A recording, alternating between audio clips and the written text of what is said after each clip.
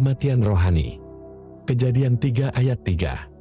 Tetapi tentang buah pohon yang ada di tengah-tengah taman, Allah berfirman, "Jangan kamu makan, ataupun raba buah itu, nanti kamu mati."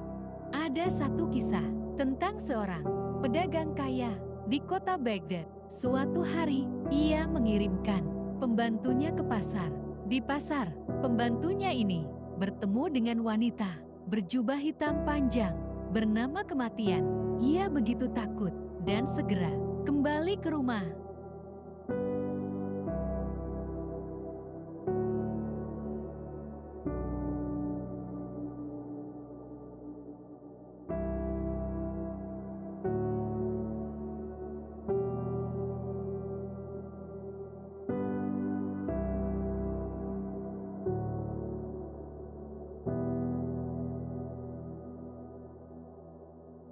Tuannya pun memberikannya uang. Kemudian, tuan ini pergi ke pasar untuk menemui Kematian dan bertanya, mengapa Kematian menakut-nakuti pembantunya?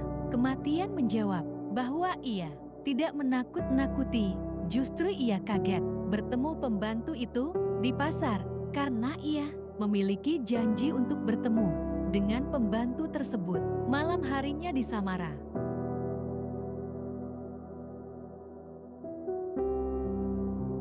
Ada kebenaran yang terkandung dalam kisah ini, bahwa tidak ada tempat untuk bersembunyi dari kematian. Manusia begitu takut akan kematian jasmani, namun tak memiliki rasa takut akan kematian rohani.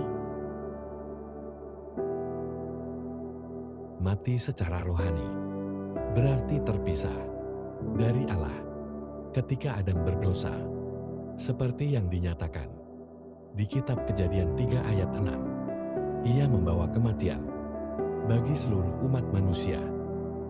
Perintah Allah untuk Adam dan Hawa adalah bahwa mereka tidak boleh makan dari pohon pengetahuan tentang yang baik dan jahat. Perintah tersebut diberikan bersama dengan peringatan bahwa ketidaktaatan mereka akan mengakibatkan kematian. Kematian rohani langsung mengakibatkan terpisahnya Adam dari Allah. Tindakannya untuk bersembunyi dari Allah ayat 8 menunjukkan pemisahan ini. Begitu juga upayanya untuk melemparkan kesalahan atas perbuatan dosa tersebut kepada Hawa ayat 12. Sayangnya, kematian rohani yang diakhiri dengan kematian fisik ini tidak dibatasi hanya bagi Adam dan Hawa saja.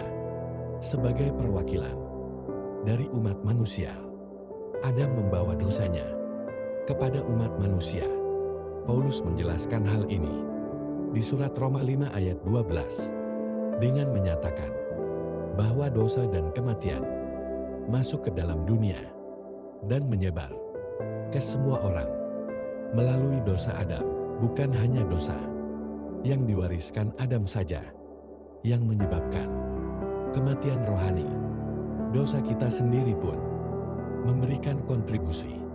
Efesus 2 ayat 1 mengajarkan bahwa sebelum dianugerahi keselamatan, kita mati dalam pelanggaran-pelanggaran dan dosa-dosa.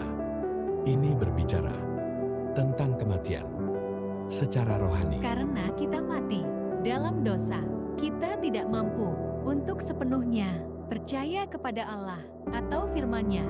Yesus berulang kali menyatakan bahwa kita tidak berdaya tanpa Dia. Yohanes 15 ayat 5, kita tidak dapat datang kepadanya jika bukan Allah yang memampukan. Yohanes 6 ayat 44. Paulus menyatakan dalam surat Roma pasal 8 bahwa pikiran kita tidak bisa tunduk kepada Allah ataupun untuk menyenangkannya. Dalam kondisi tercemar dosa, kita bahkan tidak mampu untuk memahami hal-hal yang berasal dari Allah. 1 Korintus 2 ayat 14. Dosa membawa manusia kepada kematian. Satu-satunya cara untuk menghindari kematian adalah datang kepada Yesus melalui iman percaya, ditarik oleh Roh Kudus. Iman percaya kepada Kristus akan membawa kita kepada kehidupan rohani yang takut akan Tuhan.